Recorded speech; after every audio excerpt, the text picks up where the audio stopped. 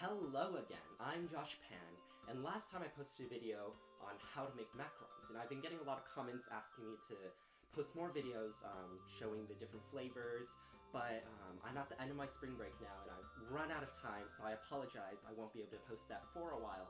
But I promise it's coming, but I'm just gonna have to keep you waiting for a while longer. So this video is a different video. I'm actually really excited about this video. I've wanted to do this video for a very long time.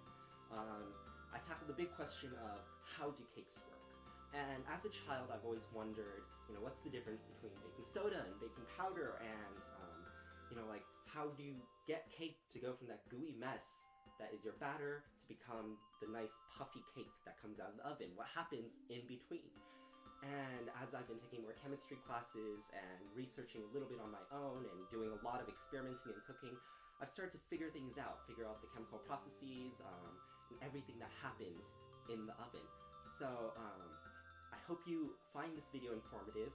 I find that this information is very helpful, especially when you're going to use substitutions.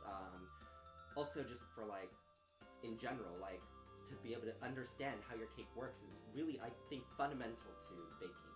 So, I hope you find this video helpful and enjoyable, and if you like it, please like the video and subscribe. So, hope you enjoyed this video. Thank you. So how do cakes work? What causes our cakes to get that airy, spongy texture that we love? For our cakes to rise, we need to form some kind of gas in order to get air bubbles to form inside our cake. Let's take a closer look at our ingredients and see what exactly causes our gas to form.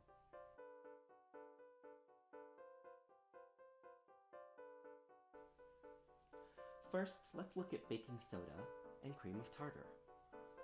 What exactly are these ingredients, you ask? Well, let me tell you. Baking soda is just a common name for a chemical called sodium bicarbonate, NaHCO3. And cream of tartar is just the name that we culinary folk gave to what chemists call tartaric acid, C4H6O6. What happens is in an aqueous solution or any mixture that contains water, aka your cake batter, sodium bicarbonate dissociates into two ions, sodium ions and bicarbonate ions, and tartaric acid releases hydrogen, creating hydrogen ions and this anion that I do not know the name of.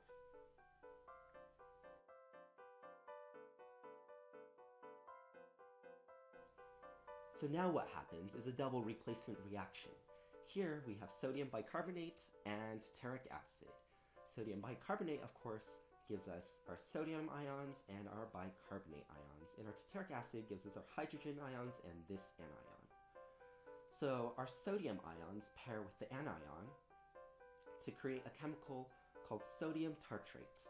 We don't really care about this chemical because it remains soluble in our cake batter, so it doesn't really affect anything inside our cake. And our hydrogen ions pair with our bicarbonate ions and create something called carbonic acid, H2CO3.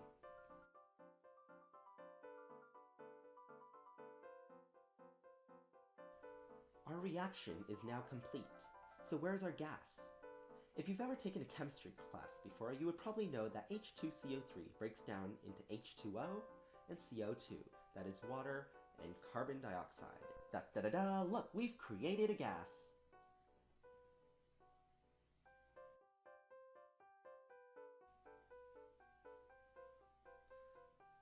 So now that we've looked at these ingredients, let's look at baking powder. Baking powder is really just a combination of bicarbonate and a weak acid mixed with some starch to keep the two apart. So really we have the same reaction. The weak acid donates hydrogen ions and can react with the bicarbonate in your batter to form water and carbon dioxide. The water can either become part of your cake or vaporize out of your cake, and the carbon dioxide, of course, becomes the air bubbles that cause your cake to be nice and light. So now we know in order for this reaction to occur, we need bicarbonate and we need a weak acid. So why do some recipes only call for baking soda? We need a weak acid, right? Exactly. Chances are your recipe already has some sort of weak acid in it. Like citric acid, for example, found in, that's right, lemons, limes, oranges, and other citric fruits. That's why lots of recipes that call for lemon juice don't need the addition of an acid. Other recipes that don't call for acids already have acids in their other ingredients, such as sour cream. Well, you ask me, why doesn't the cake start to rise immediately after we put our acid and bicarbonate into the mixture? Very good question. The thing is, it does. However, the majority of CO2 production occurs in the oven. Why is that? Well, the key is the fact that we used a weak acid. Weak acids only slightly dissociate. That means they will only release some hydrogen ions, so we don't get that much CO2 production. However, with the addition of heat, weak acids will dissociate at a much faster rate, thus releasing more H+ ions, driving the reaction to occur at a higher rate. And that is why our cake magically begins to get bigger in the oven.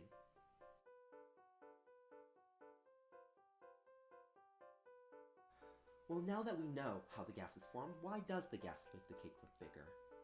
Well, gases are significantly less dense than solids. Density is just mass divided by volume, or the space it takes up. The law of conservation of mass states that the total mass of reactants and products don't change. That means that all the stuff we put into our cake will still weigh the same, even after we react and create carbon dioxide. Therefore, in our density equation, D equals m/v, mass stays constant. But we know that gas is less dense, so the only way to get the density in this equation to decrease is to increase the volume, because density and volume are inversely related.